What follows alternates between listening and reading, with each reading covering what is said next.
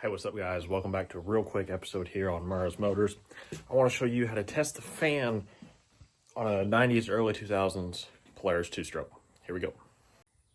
So I got my quad back from my dad's. I got his finished, and I should have made a video testing all the electrical and getting the wiring figured out. I could probably do that on mine at some point, just showing you how to like test for. I couldn't get the brake light to work, and the gauge cluster lights didn't work. And that ended up being the transmission switch, and I was trying to get it done in a hurry with the few days I had off, so I did not video any of it, and I just realized I got some leakage going on there. But I got to change all the fluids in mine. I guarantee you it's overfilled, and that's probably why. So real quick, I wanted to make a video because I didn't do it whenever I put this thing back together. The fan was unplugged. I didn't know if the fan was locked up. It was on my dad's though, but I will show you how to check the fan on one of these.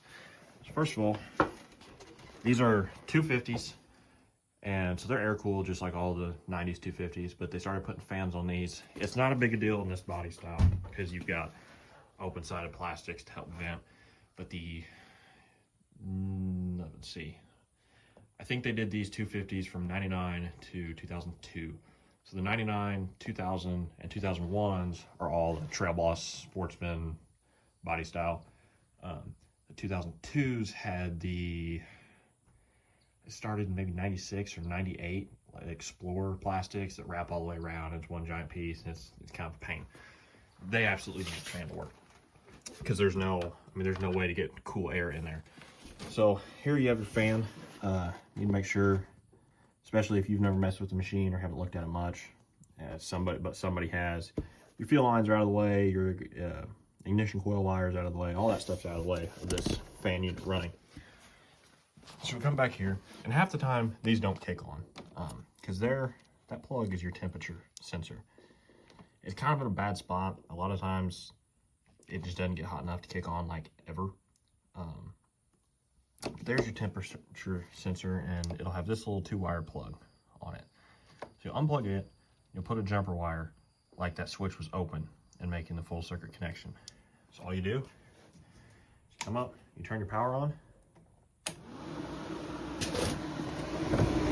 There you go. The fan is working.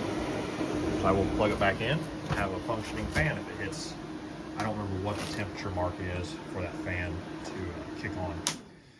If it is locked up, you may see it just slightly try to move, but it won't do anything. Sometimes you can get them unlocked, but from what I've heard, very rarely. And like I said, these models don't really need it, but I figured might as well. I mean, the important thing is if you're like pulling a trailer or something in low gear with it, or it's idling a lot, it may end up on a hot day, build up enough heat to kick that fan on. But they ran them for 10 years or better without fans.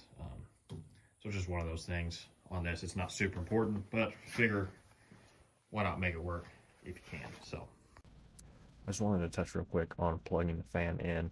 So here's a picture of how mine works plugged in with I believe it's a red with white wire, but however the red wire is on the left and the orange wire on the right is how mine plugged in and worked. Now, it should not matter which way this is actually plugged in to work because of how the switch is. It shouldn't matter, especially from the guys that have worked on it for years that I talked to. They said it should not matter.